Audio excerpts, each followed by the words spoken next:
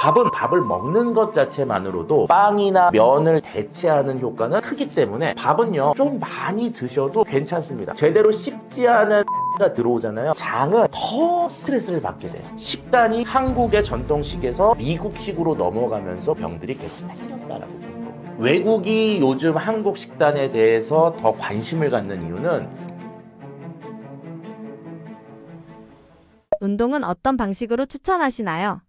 자, 운동은요, 뱃살을 빼는데 효과 없습니다. 저는 그렇게 말씀드리고 싶어요. 자, 왜 그러느냐? 물론, 이렇게 얘기하면 효과 없다 그러면, 뭔 소리입니까? 라고 막 얘기하는데, 물론 효과가 있죠. 없겠습니까? 그런데, 내가 1시간 운동하는 그 운동이 주는 드라마틱한 변화보다는, 나의 일상생활 습관과 식습관을 변하게 했을 때 주는 효과가 더 드라마틱하기 때문에 운동은 효과가 없다라고 말씀을 드리고 싶은 거예요. 자, 예를 들어서 이렇습니다. 우리가 고등학교 때 배웠던 생물 시간 내용이에요. 자, 구구단만 하면 할 수 있습니다. 우리가 살을 빼는 건 뭘 빼고 싶어서 하시죠? 네, 지방이에요. 오줌만 싸도 체중은 줍니다. 체중을 줄이는 게 목적이 아니에요. 지방을 줄이는 거죠. 지방은 1g당 9kcal를 내요. 9kcal를 내요. 그럼 지방 1kg를 줄이려면 9 곱하기 1000, 9000kcal를 태워야 됩니다. 자, 9000kcal가 얼마만큼의 양인지가 느낌이 안 오시잖아요. 자, 9000kcal는요, 일반적으로 성인 남자들한테 추천됐던 하루 칼로리가 2500이에요. 하루에. 그러면 대충 보면 뭐예요? 4일치예요. 4일치를 아무것도 안 먹고 버티면 지방 1kg 빠지는 거예요. 하루 4일 내내. 그럼 만약에 우리가 운동 이런 거 있잖아요. 막 뛰어서 9000kcal를 태우려면요. 몸이 먼저 망가지. 이게. 자, 그래서 운동을 하면 지방이 줄고 뱃살이 준다. 아니요. 운동을 하는 그 생활 패턴의 변화가 24시간의 영향을 주기 때문에 살이 빠집니다. 결과적으로 운동은 내 생활 습관을 바꾸는 거라고 보시면 되고요. 결과적으로 뱃살이 많고 이런 분들 특징을 보면은 저같이 지금 좌식 이렇게 앉아서 생활하고 몸 움직이는 거 싫고 먹는 거 좋아하고 이러잖아요. 이런 식습관과 생활 습관이 전제가 돼야지만 다이어트처럼 운동을 하는 효과도 더 올라갈 수가 있는 거죠. 운동만 쫙 해가지고 줄였어요. 다시 옛날 습관과 식습관으로 되면 똑같이 그 운동을 한 건 나한테 고통을 준 것밖에 되지 않습니다. 거듭 말씀드리지만 1차적인 거는 되게 많이 있어요. 우리가 대안이 약을 먹을 수도 있고요. 수술을 받을 수도 있고요. 운동을 할 수도 있고요. 다이어트를 할 수도 있어요.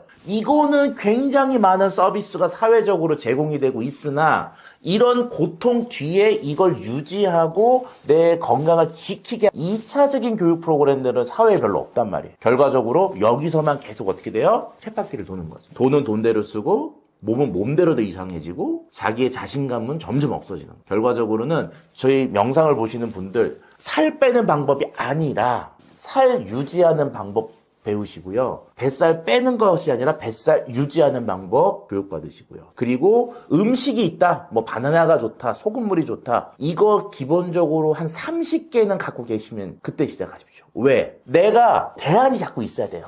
바나나만 계속 먹으면 식단 안 되잖아요. 우리가 원숭이도 그렇게는 안 먹습니다. 결과적으로는 내가 어떤 식단으로 어떻게 생활을 유지할 것인지 요거에 대한 것들을 교육받고 그걸 인지하고 그리고는 앞에 하는 게 더 도움이 되는 거죠. 그래서 저는 개인적으로 운동이 뱃살을 빼는데 도움을 준다. 그거의 도움에 대한 가능성은 생각보다 크지 않다라고 말씀을 드리고 싶네요. 안심하고 밥 한 그릇 양껏 먹어도 상관없는 건가요? 예, 맞습니다. 우리가 일반적으로 밥은 매력이 있어요. 저도 지금 이제 거의 이 식품과 관련된 걸 40년 동안 연구를 하면서 밥에 대한 누가 이렇게 교육을 별로 받지 못했어요. 밥이 좋은 거야, 나쁜 거야. 그냥 어느 순간 요즘 나 밥 나쁘다만 얘기하고 밥 다 요만큼씩 먹는단 말이에요. 밥이 그렇게 나쁘면 밥을 요만큼 먹는데 왜 우리는 이렇게 뱃살이 자꾸 나오지? 이게 뭔가 말이 안 되잖아요. 실제로는 밥은요, 열량 자체도 빵이나 면에 비해서 낮을 뿐더러 먹기도 생각보다 어렵습니다. 그래서 밥 2공기 먹기 쉽지가 않죠. 그리고 우리 몸에 들어왔을 때 소화 흡수라는 걸 놓고 봤을 때 밥이 빵이나 면에 비해서 소화 흡수가 낮아요. 그러니까 동일한 양을 먹어도 밥은 덜 먹은 것 같은 효과를 아예 가지고 있다는 거죠. 결과적으로는 우리가 밥 다이어트라는 말을 좀 말씀드리고 싶은데, 밥을 먹는 것 자체만으로도 굶는 것보다는 물론 먹는 거지만 빵이나 면을 대체하는 효과는 크기 때문에 밥은요, 좀 많이 드셔도 괜찮습니다. 생각해 보세요. 밥 만들 때 우리가 어떻게 만들어요? 쌀에다가 물을 어떻게 합니까? 거의 1대1로 섞죠. 결과적으로 밥은 50% 가까이가 물인데 면과 그 다음에 빵은요, 그렇게 많은 양의 수분을 갖고 있지 않거든요. 그래서 밥은 많이 먹게 되면 그만큼 나는 물을 먹고 있다. 그러니까 내가 하는 쌀은 양이 적다라고 보시면 되고, 죽으로 만들다거나 아니면 그 된밥들 있잖아요. 이렇게 먹으면 더욱더 물의 양은 올라가니까 많이 드셔도 상대적으로는 적게 드신 것 같은 대체 효과가 있죠. 밥을 많이 먹고도 뱃살 뺄 수 있는 방법도 있나요? 자, 그러면은요, 밥을 먹고 뱃살을 뺄 수 있는 방법. 이때 운동과 생활 습관들이 들어가시는 거예요. 그러니까 미국에서 가장 뚱보가 많은, 뚱보라고 그러면 괜찮겠죠. 뚱뚱한 사람이 많은 주가, 텍사스 주라고 합니다. texas 주 사람들 보면은요, 저 정도 가면 어디서 명함을, 이런 얘기가 나와요. 기본적으로 한 200kg 가까이 되는 남자들 굉장히 많고요. 근데 그 텍사스 사람들의 공통적 특징이 뭐냐면, 일단 단 것을 많이 먹고요. 그 다음에 열량을 어마어마하게 먹습니다. 하루에 한 9,000kcal 먹어요. 그러니까 일주일치 먹습니다, 우리. 그리고 세 번째가 차로만 움직여요. 이유가 뭐냐? 텍사스가 더우니까 밖에 걸어 다닐 수가 없어. 공원을 산책한다? 쪄 죽어. 그래서 실질적으로 우리는 그렇게 덥진 않잖아요. 또 그리고 생활 패턴에서 대중교통이라는 게 잘 돼 있으니까, 물론 저도 참 어려워하지만 자동차를 좀 쉬게 하고 내가 걸어 다니고, 그리고 일반적이면 식단도 좀 먼 데를 가고, 요런 것들을 조금 추가하면 식단이 밥 위주로 변화돼서 대체 다이어트 같은 효과를 볼 수 있는 형태가 됐으면, 생활 습관을 그렇게 바꿔주면 더욱더 뱃살을 빼는데 도움이 될 수가 있는 거죠. 그리고 그렇게 몸을 자꾸 움직이시면 입맛이 돈단 말이에요. 그때 밥량 올려도 괜찮습니다. 이거는 내가 입맛이 돌고 있다는 거는 굉장히 긍정적인 게, 운동을 할 때 보면은요, 이런 얘기를 하세요. 운동을 열심히 하면은 피를 뽑아서요, 케톤체라는 걸 재거든요. 케톤체라는 게 뭐냐면 몸에서 지방이 탈 때 나오는 물질이에요. 그러니까 얘가 만들어지면, 너가 지금 운동을 열심히 잘하고 있고 지금 몸에서 뱃살가들이 잘 빠지고 있는 중이야 라고 보거든요. 생활을 그렇게 바꿔놓으면요, 내가 막 운동을 이렇게 안 해도 케톤체들이 점점 몸에서 만들어지게 됩니다. 그러면 당연히 에너지가 부족한 상태잖아요. 그럼 당연히 몸은 더 많은 에너지를 달라고 해요. 그때 탄수화물을 주시는 거는 도움이 돼요. 그때 굶으면 되지 않겠냐? 굶어도 되죠. 하지만 굶는 것보다는 그때는 오히려 밥량을 늘리면서 서서히 지방을 태우고 탄수화물도 섭취하는 그런 패턴으로 바꿔주시는 것도 좋습니다. 그래서 식단이 조정이 됐다? 그러면 생활 습관을 바꿔주시는 것이 필요하죠. 그때 가장 중요한 건 일상생활에서의 운동량을 늘리는 게 중요합니다. 잡곡밥과 흰쌀밥 모두 상관없나요? 그럼 이제 이런 얘기를 해요. 쌀, 밥, 그러면, 백미 말고 현미나 잡곡을 먹어야 되는 거 아니냐라고 하는데요. 아니요. 백미 기준입니다. 자, 백미가 우리 말씀드릴 때 기준이고요. 현미와 잡곡은 극단적 다이어트라고 개념을 보시면 돼요. 그러니까 내가 백미가 간헐적 다이어트면 이 현미나 잡곡은 안 먹는 절식형 다이어트라고 보시면 돼요. 그만큼 둘의 차이가 큽니다. 왜냐? 현미가 드시면 까칠하잖아요. 무슨 얘기냐? 먹으면 소화가 거의 안 된다고 보셔도 되게 안 됩니다. 그러면 우리 그 사람들은요, 소화가 안 되잖아요. 아무 일 없으신 것 같죠? 아니요. 스트레스 받아. 일단 씹을 때 까끌까끌한 느낌이 있으면 우리가 어때요? 오래 씹으면 된다. 아니, 우리 한국 사람들요, 제가 밥 한 10번 씹는 분 별로 못 봤습니다. 대부분 다 한 번, 두 번, 세 번, 네 번 꿀떡 이렇게 가거든요. 그러면 제대로 씹지 않은 현미가 들어오잖아요. 이 현미를 소화시키려고 장은 더 스트레스를 받게 돼요. 그럼 몸이 편안하게 있지 못하고 소화기관한테도 지속적으로 스트레스를 주거든요. 그럼 몸이 영양분이 줄어드니까 당연히 살은 빠지는 것처럼 느끼지만 뭐가 올라가요? 스트레스 게이지가 올라가요. 그럼 어느 순간 이제 정신 차리고 보면 빵하고 면하고 뭐 치킨 이런 거, 햄버거 뭐 이런 이만큼을 먹고 있는 나를 발견하게 되는 거죠. 그래서 가장 기본적인 밥은 백미. 원활한 어느 정도의 탄수화물 공급을 시켜줘야 되거든요. 그것보다도 난 좀 더 극단적으로 가고 싶다. 그러면 3끼 중에 2끼는 백미, 1끼만 잡곡. 요렇게 가는 거지 잡곡으로만 다 컨트롤하게 되면 실질적으로는 몸은 스트레스 게이지가 점점 올라가는 형태로 바뀌게 됩니다. 그래서 제가 언제나 말씀드리는 밥의 기준은 백미밥. 밥을 많이 먹은 후 올라간 당이 뱃살을 찌게 만들진 않나요? 자, 일반적으로요, 당은요, 우리가 저런 말 있잖아요. 지피지기라는 말 있잖아요. 나를 알고 남을 알아야 되는데, 당이라는 말 자체의 그 정의를 알아야 돼요. 밥이 당이다? 아닙니다. 아니라고 봐요. 아니에요. 절대 아니에요. 왜 아니냐? 당은요, 같은 거지만 단맛을 내요. 얘는 물에 잘 녹습니다. 설탕을 물에 녹이면요, 잘 녹죠. 이런 건 몸에 흡수가 100% 돼요. 이런 당들은 중독도 일으킵니다. 그런 당들의 섭취를 줄여야 될 필요성은 있어요. 자, 근데 밥을요, 물에다 말아보세요. 그러면 물에 밥이나 녹아 없어집니까? 아니요, 있어요. 물론 조금 있는 부분이 있지만 거의 안 녹아요. 그리고 마시면은 그 밥만 물이 달아요? 안 달죠. 밥이 중독이 됩니까? 아니요. 우리가 어느 순간부터 당하고 밥하고 자꾸 혼돈하는 거예요. 당 중독은 있어요. 탄수화물 중독이란 말은 전 개인적으로 잘못됐다고 봅니다. 슈거든 맞아요. 슈거에 대한 중독은 영어적으로 있지만 탄수화물, 스타치, 전분 이런 중독은 없어요. 그러니까 일반적으로 백미가 혈당을 올리는 메커니즘하고요, 설탕이 혈당을 올리는 메커니즘은 좀 달라요. 그런데 자꾸 당이 올리는 메커니즘과 백미의 메커니즘을 같이 생각을 하니까 어느 순간부터 밥도 나쁜 놈, 빵도 나쁜 놈, 국수도 나쁜 놈이 돼가는 거죠. 그러면 몇천 년 동안 밥을 주식으로 먹었던 사람들, 빵을 주식으로 먹었던 사람들, 국수를 주식으로 먹은 사람들은 다 죽었어야죠.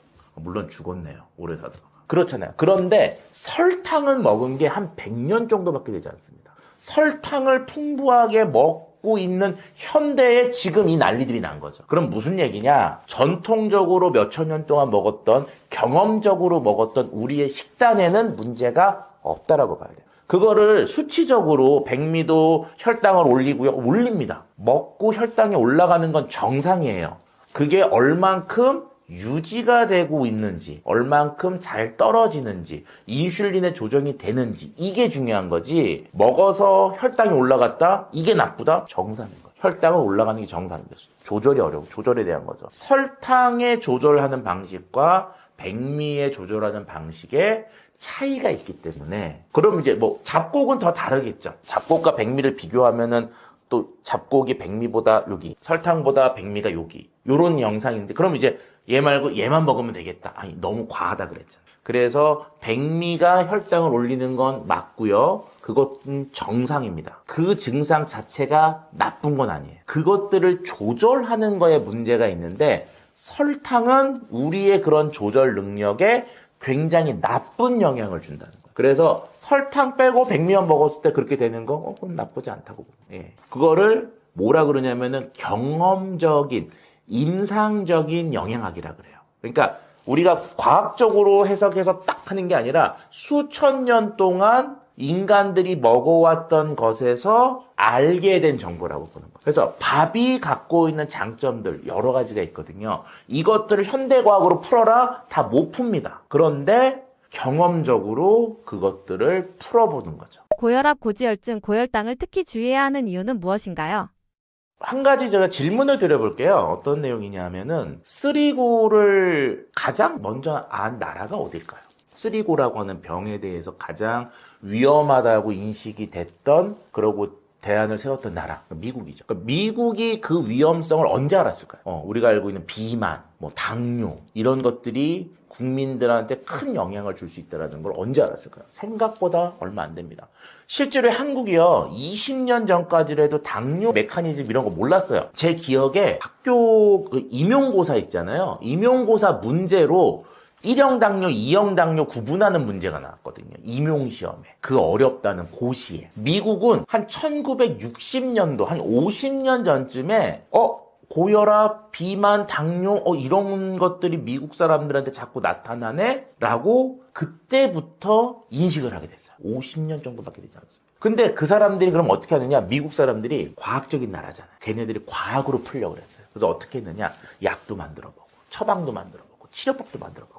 결론이 뭐냐? 약으로 치료가 되지 않는다였어요. 약으로 치료가 되지 않으니까 어떻게 할까? 그래서 그때 나온 대안 중에 하나가 음식으로 치료하자는 거예요. 여기서 우리나라 사람들이 조금 착각하는 게 그럼 음식을 먹으면 약처럼 낫느냐? 그게 아니고요. 식단을 바꿔주는 거였어요. 그때 나왔던 대안이 뭐냐면 동아시아, 즉 한국과 일본, 뭐 대만, 그리고 이제 중국의 이쪽 그 동쪽 편 여기에 있는 밥을 주식으로 하는 식단들을 환자들한테 먹였죠. 그 결과 드라마틱한 변화가 생깁니다. 거의 모든 환자들의 저게 개선이 되고요. 그 다음에 약을 복용하지 않아도 되고요. 또 하나는 그 식단을 유지하는 동안에는 재발도 되지 않았어요. 이게 듀크 대학에서 만들어진 결론이에요. 우리나라는 그 연구 결과를 그때는 관심이 없었죠. 왜? 60년대 우리는요, 당뇨라는 게 있지도 않은 나라였으니까. 그리고 우리는 그 식단을 쭉 먹고 있었던 거예요. 계속. 미국이 연구했던 식단들, 그렇게 과학적이고 건강적인 식단들을 우리는 몇백 년 전부터 먹고 있었던 거죠, 이미. 그래서 제가 밥을 버리면서 우리 몸이 망가졌다라고 주장을 하는 이유가 식단이 한국의 전통식에서 외국, 특히 미국식으로 넘어가면서 우리가 괴롭히는 병들이 계속 생겼다라고 보는 거거든요.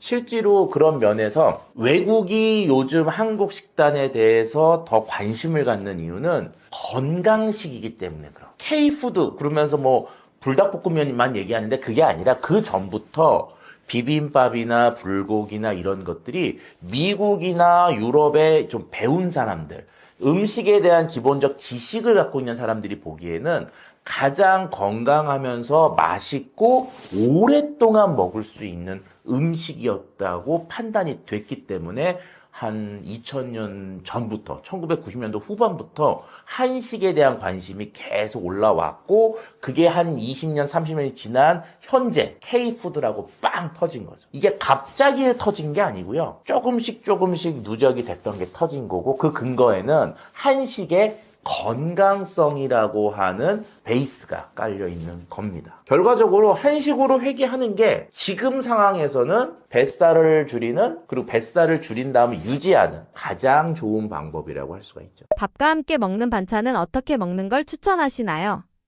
그러니까 반찬은요. 한국의 반찬은 일단은 잘 보세요. 그러면은 뭐냐면 그냥 엄마가 뜯어다 먹어. 물론 시장 가도 뭐 1,000원짜리 시금치 그럼 그거 하나 사가지고 무치고요, 국하고요, 뭐 또 뭐 이것저것 해서 먹어요. 결과적으로 한국의 반찬 문화는 기본 베이스가 채소고요, 두 번째가 제철입니다, 세 번째가 싸요. 일반적으로 서양 사람들이 한국의 반찬을 볼 때는 자기네 음식 속에는 없는 것들, 부족한 것들이죠. 그것들을 많이 먹는 민족이라고 볼 수가 있어요. 최근에는 제가 조금 이게 너무 과하다라고 생각이 들긴 하는데 왜? 어느 순간부터 채식 위주의 우리의 부식, 채식만 먹지 않았습니다. 솔직히 엄마가 장조림도 꼭 해줬고요. 계란 후라이도 먹고요. 뭔가 이렇게 단백질, 탄수화물, 채소들을 잘 이렇게 밸런스를 맞췄는데 어느 순간부터 채소가 건강하다는 이미지가 생기고 나서부터는 너무 채소 위주로만 먹다 보죠. 그럼 채소 위주와 밥 위주의 식단만 갖고 있으면 나중에 뭐가 부족해지냐? 단백질이 부족해지거든요. 그러면 어떻게 돼요? 고기가 땡겨요. 그러면 저녁에 삼겹살집가가 이만큼 먹게 되는 거죠. 결과적으로 이제 세 끼가 균형을 맞추는 거는 볼 수 있지만 한쪽으로 한 끼, 그러니까 점심에 영양 균형이 무너지니까 밸런스가 무너지니까 그걸 메꾸려고 하는 다음 식단들이 오는데 이게 틀어지면서 내 식단들이 자꾸 균형감을 잃다고 볼 수가 있습니다. 그래서 제가 이제 임금님의 12첩 반상은 임금님을 뱃살 나오게 하고 당뇨로 가게 했다라고 말씀을 드렸다면 우리의 가장 적절한 것은 한 5첩 정도? 그래서 뭐 채소와 그다음에 뭐 고기류 약간 그다음에 과일도 좋고요. 요런 세 가지가 들어가고 그다음 하나가 더 낙농 제품, 우유류 요런 것들이 들어가 있는 반찬 시스템으로 들어가게 되면 영양학적으로는 가장 이상적인 곡류, 채소류, 과일류, 낙농류, 그 다음에 미트류, 고기류 요 5가지를 다 갖고 있기 때문에 그렇게 맞춰보는 게 좋지 않을까라고 생각이 들고요. 그런 것들을 하는 게 실제로는 영양학과의 학생들이 배우는 학문이라고 볼 수가 있죠. 30분 러닝보다 효과적인 집에서 뱃살 제거하는 운동법에는 무엇이 있나요?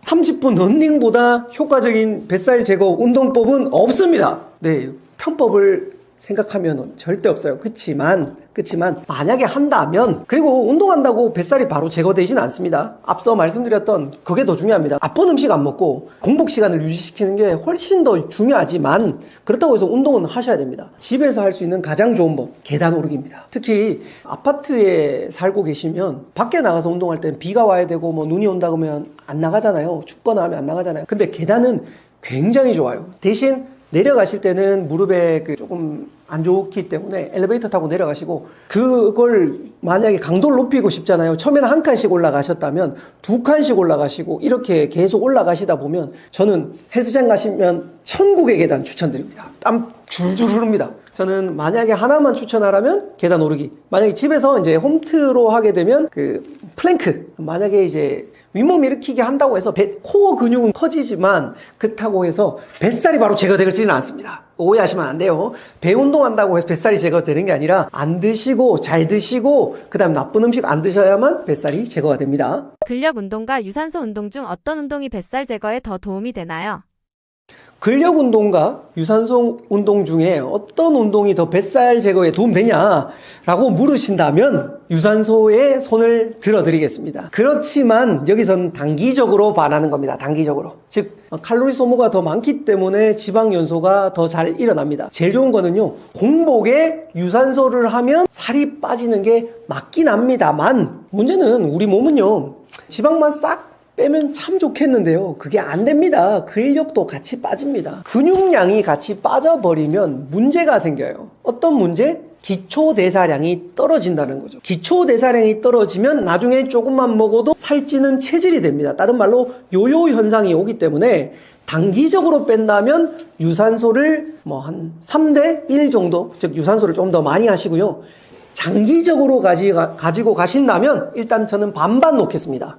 그런데 저는 오히려 오랫동안 가지고 가고 싶다, 살이 안 찌는 체질이 되고 싶다 하시는 분께는 근력 운동을 반대로 3을 놓고 다음에 1을 놓으시길 추천을 드리겠습니다. 그래서 근력 운동을 하시면 근육량이 커지죠. 근육량이 커지면 기초대사량이 높아집니다. 즉 먹은 칼로리와 나가는 칼로리가 거의 동일식이 되기 때문에 근육은 우리 몸에서 정말 많은 에너지를 씁니다. 그리고 글리코겐, 미리 말씀드렸죠. 글리코겐 함량이 더 증가됩니다. 즉 지방으로 가는 게 막아집니다. 그래서 근육량이 높으면 글리코겐이 더 많이 증가되고요. 그 다음에 기초대사량이 올라가기 때문에 근력은 굉장히 중요하고, 특히 40대 이후에는요, 시간이 지날수록 근력 감소가 일어납니다. 그렇기 때문에 근력을 지키면서 다이어트 하는 게 여기서는 포인트입니다. 그래서 빨리 빼고 싶다, 유산소 하시고, 오랫동안 건강하게 빼고 싶다, 근력 하시고, 결론은 골고루 해야 된다라고 말씀드리고 싶습니다. 집에서 운동하는 건 어떻게 생각하시나요?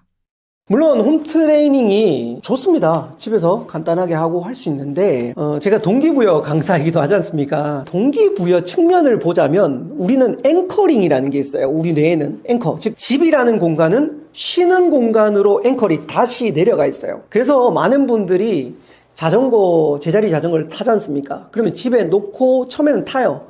문제는 뭐냐면 집은 쉬는 공간이기 때문에 결국은 빨래거리가 됩니다. 이게 포인트예요. 그래서 저는 정말 시간이 없고 홈트도 가능하고 내가 의지력이 굉장히 높다, 그런 분들은 홈 트레이닝 하셔도 됩니다. 그렇지만 다이어트 초보자들, 운동 초보자들은 운동을 배우러 가시라는 걸 추천드립니다. 제가 이번에 다이어트를 하면서 성공했던 또 하나의 요인은 두 가지가 있습니다. 첫 번째, 돈 기부예요. 돈을 쓰세요. 돈을 쓰세요. 제가 헬스장에 비싼 헬스장에 가면 사람이 바글바글해요. 잘 안 빠져요. 그런데 저렴한 동네 헬스장, 일명 동사무소에서 제공하는 거, 그 다음 아파트 헬스장 가면 생각보다 텅텅 비어 있어요. 돈을 작게 냈기 때문에 안 가요. 돈 쓰세요. 아까워서 갑니다. 두 번째는 트레이너, 다른 말로 PT를 받으세요. 왜냐하면 운동, 여러분 역치라고 하지 않습니까? 근육은 결국 커지기 위해서는 역치를, 즉 근육량을 찢어야 됩니다. 근데 혼자 하면 어떻게 되냐면 하다가 조금 아프잖아요. 그럼 놔버려요. 그런데 PT 생가 하면 물론 돈 아까워서 가는 것도 있고 약속해서 가는 것도 있는데 역치를 올립니다. 즉 나는 여기서 원래 같으면 스탑했던 걸 근육을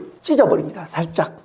그렇게 만드는 역치량을 증가시키기 때문에 선생님과 함께 하십시오. 두 번째는 그분들하고 하면 다치질 않습니다. 혼자 해서 다쳐버리면 다시 요요 현상으로 돌아와 버립니다. 오히려 하지 않는 거하고 똑같기 때문에 가급적이면 홈트레이닝 하셨을 때 효과 보시는 분들 분명히 있습니다. 그렇지만 단순하고 좋지만 추천 하나 드릴게요. 유튜브에 맨손 운동이라고 검색하시면 진짜 많은 분들이 있어요. 그분들 거 따라 하실 때 효과 보일 수는 있습니다. 되게 땀도 나요. 저는 꽤 도움은 됐지만 그렇지만 의지력이 금방 소모되고 앵커링 때문에 가급적이면 헬스장이라든지 운동을 하는 장소로 가는 걸 추천드리겠습니다. 맨몸 운동 중 추천하시는 운동은 무엇이 있나요?